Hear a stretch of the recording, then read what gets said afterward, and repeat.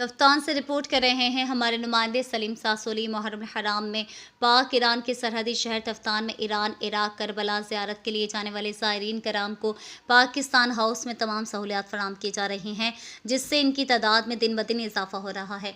पाक ईरान के सरहदी शहर तफ्तान से ईरान, इराक, करबला के लिए जाने वाले ज़ायरीन की खिदमत का सिलसिला जारी है।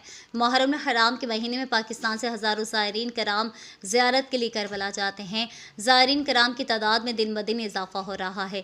इस वक्त पाकिस्तान अरबईन फाउंडेशन तफ्तान में इन ज़ायरीन की मुकम्मल खिदमत कर रहे हैं। पाकिस्तान अरबईन फाउंडेशन के चेयरमैन आगा जमील हुसैन ने बताया है कि पाक ईरान सरहद पर ज़ायरीन कराम को हमारे फाउंडेशन की जानिब से ठंडा पानी, खाना, मेडिकल, नाश्ते, मोबाइल फ़ोन चार्जिंग के साथ साथ दीगर सहूलत फराहम कर रहे हैं।